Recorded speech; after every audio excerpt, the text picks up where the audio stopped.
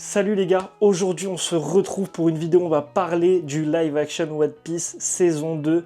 On a eu le premier vrai trailer de cette saison 2, il y a beaucoup de choses à dire, alors on va commencer tout de suite. On avait déjà vu du coup Chopper avant, on avait une petite vidéo présentation, on voyait Chopper en live action, donc pour le coup très bien fait.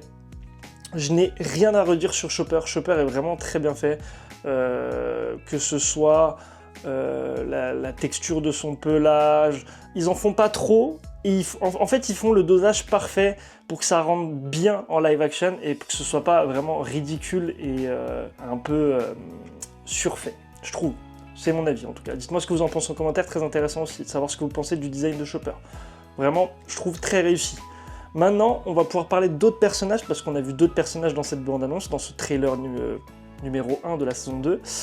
On commence du coup le trailer avec, évidemment, on voit Whiskey Peak. Donc, pour le coup, on la voit de loin, en fait le même plan que dans le manga, hein, évidemment, et dans l'anime. Je trouve Whiskey Peak de loin très bien fait. J'ai pas trop de problème avec ça. De toute façon, en général, les décors, je les trouve vraiment beaux. Les décors, je les trouve vraiment beaux dans le live action. Dans le trailer aussi, du coup, les décors sont vraiment très sympas et très représentatifs de la réalité du manga. Donc je trouve ça très cool. On va déjà commencer avec les bons points, et avec les points un peu plus mauvais où j'ai des petites réticences dessus, on verra par la suite, après quand on découvrira évidemment la saison 2. Mais en bon point aussi, je trouve le design de Smoker. Alors, c'est une grande chose. Le design de Smoker pour moi est bon, le casting est bon. Le seul truc qui me dérange, et j'ai vu que ça dérangeait aussi d'autres gens sur Twitter, c'est la coupe de Veuch. Je sais pas, ses cheveux ils font faux. En fait, ils font synthétique. Je sais pas si vous voyez ce que je veux dire.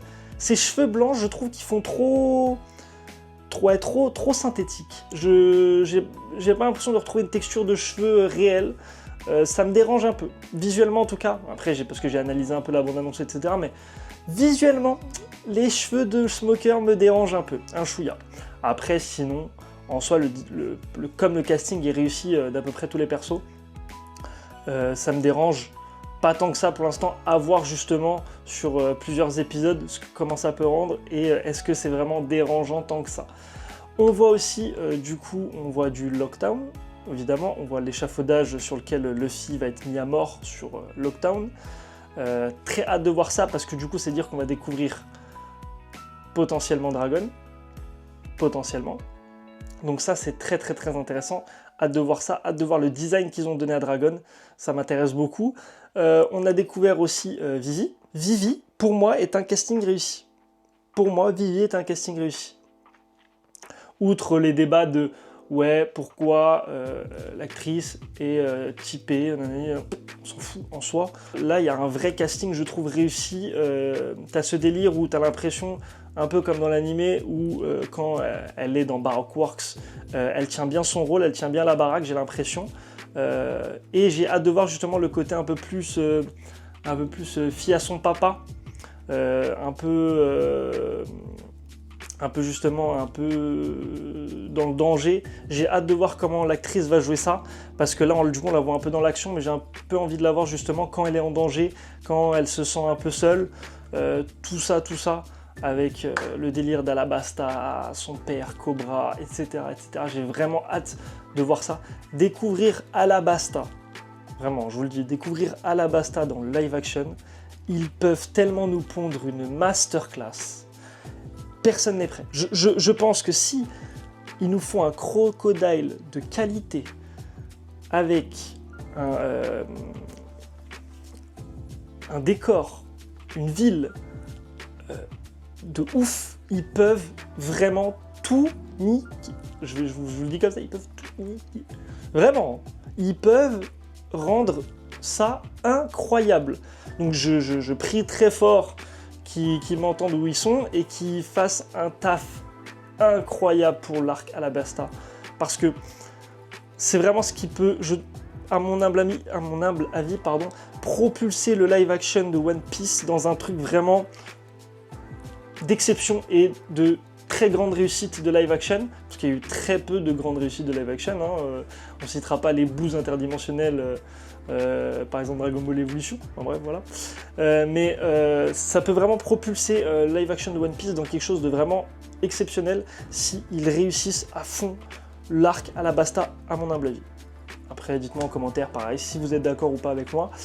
On a ensuite vu Dory, de Dory et Broggy, les géants. Très bien fait, je trouve, honnêtement. On le voit vite fait sur un plan, hein, donc on le voit de bas, il est en hauteur, évidemment, comme c'est un géant. Pour l'instant, le casting m'a l'air réussi.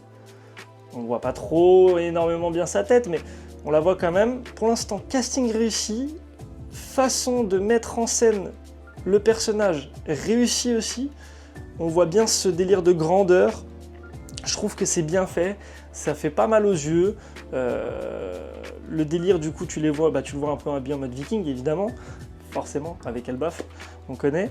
Hâte de voir Broggy aussi, du coup. Très hâte de voir ce côté-là. On voit aussi, très important, on voit Laboon. Laboon, évidemment, qui sera aussi un moment très important. Et je pense qu'il peut... ça peut être un moment aussi qui peut être très très intéressant dans le live action, à voir comment ils rendent le truc, parce que, bon, je vous rappelle un peu le truc, mais vous le savez très bien si vous regardez cette vidéo, Laboon, évidemment, donc au moment ils vont rentrer à l'intérieur de Laboon, parce qu'il va les avaler, et quand ils sont à l'intérieur de Laboon, ça fait vraiment un truc gigantesque. Est-ce que ce sera aussi bien fait? C'est ça, en fait, c'est ça que où j'ai des petites réticences là-dessus, c'est est-ce que le délire, l'intérieur de Laboon sera aussi bien fait? Parce que c'est dur de bien faire ça en live action. Dans un manga, c'est facile. Dans un animé, c'est facile. Dans un live action, c'est très compliqué, je pense, de faire un truc correct pour tout le moment où ils sont à l'intérieur de Laboon. Donc, hâte de voir ça. Hâte de voir aussi comment ils vont rendre le truc avec le background de Laboon un peu, s'ils arrivent à nous faire vivre des émotions, parce que moi, c'est ça que j'ai hâte de voir aussi. Est-ce qu'ils vont inclure des flashbacks? J'espère que oui, quand même, c'est live action, donc quand même, ce serait important. Est-ce que du coup, ils vont réussir ces flashbacks? Parce que donner des émotions en dessin et donner des émotions avec des vraies personnes en live action, c'est très différent. Est-ce qu'ils vont réussir à donner des émotions pareilles qu'ils nous ont données avec Laboon dans le manga et dans le live action? C'est une question qu'il faut se poser et qui va être posée, et on va vite le voir. Ça risque d'être très intéressant à débattre, à savoir si on est tous du même avis, si c'est réussi oui ou non, on ne sait pas. On a hâte de voir ça, il y a beaucoup de choses à voir avec cet arc-là. Pareil, comme je vous ai dit avant, par rapport à Alabasta, je veux absolument un Mr. One et un Crocodile réussi, s'il vous plaît. Je veux ces deux persos qu'ils soient absolument réussis, que ce soit dans leur casting, dans leur chara design, dans leur façon de jouer. Je veux que ce soit réussi, c'est ultra important pour la suite. Que ces deux persos soient réussis, c'est ultra important pour la suite. Et on va passer sur le truc qui me dérange un peu. L'attaque de Luffy. L'attaque de Luffy, le Gatling Gun, je crois que c'est ça qu'il fait dans le trailer. J'ai eu du mal. Je vais pas vous mentir, j'ai eu du mal.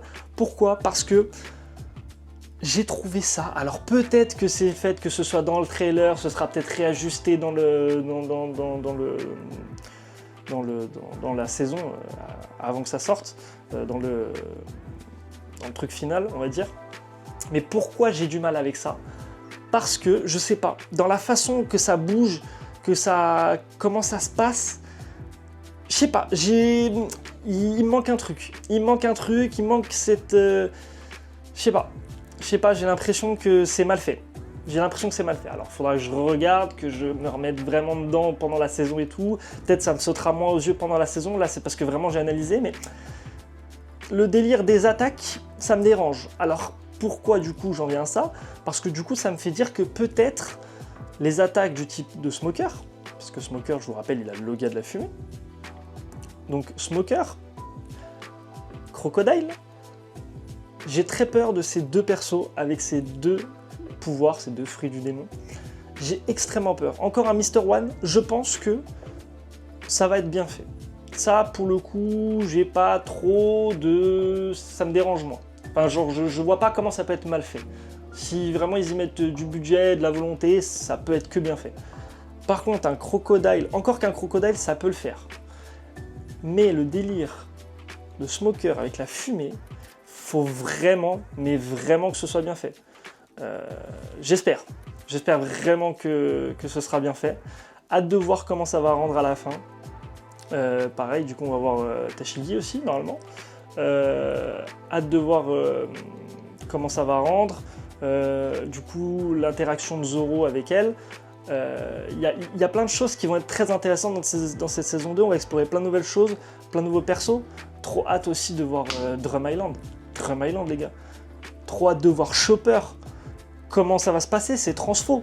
Comment ça va rendre les transfos de Chopper, pareil, j'en ai pas assez parlé, mais c'est comment ça va rendre le docteur. Les docteurs, pardon, my bad, les docteurs, comment ils vont rendre? Est-ce que le casting sera vraiment cool? Est-ce qu'ils seront aussi bien joués qu'il le faut pour que ça rende un hommage à l'animé, au manga? Est-ce que la scène finale avec, je vous spoil, de toute façon vous le savez si vous avez regardé ça, mais avec le cerisier, faut que ce soit incroyable, incroyable. Et aussi, dernière chose avant de vous quitter, j'ai peur du fruit de Robin. J'avais oublié, mais j'ai peur de Robin. Robin, le chara design est cool. Comment les tenues et tout, sympa. Le casting, très bien fait. Pas de souci. S'il vous plaît, faites en sorte que son fruit soit bien fait. Parce que ça va être très dur. Très dur de rendre un truc comme ça, bien fait. Après, évidemment, si vraiment ils y mettent les moyens, n'importe quoi maintenant dans le monde du cinéma est très bien fait si c'est vraiment bien géré, toutes les équipes sont bien gérées, on fait vraiment jusqu'à avoir un rendu parfait à la fin, évidemment. Est-ce que maintenant il y a eu assez de temps, assez de budget, assez de choses comme ça pour que ce soit vraiment, que tous les fruits du démon soient bien faits? Je ne sais pas. J'ai hâte de voir ça. Hâte de voir ça va être bien fait. Est-ce d'avoir ça va pas être caricaturé? Très hâte de voir. En tout cas, le maître mot de cette vidéo aura été hâte de voir ça. Mettez-le en commentaire si vous êtes resté jusqu'à la fin. Mettez hâte de voir ça. Comme ça, je vous verrai, je vous likerai, je vous dirai merci. En tout cas, n'hésitez pas à lâcher un petit like, à vous abonner. Merci d'avoir regardé cette vidéo. On se retrouve très bientôt pour une prochaine vidéo et des critiques, évidemment. Sur ce, les gars, je vous dis ciao.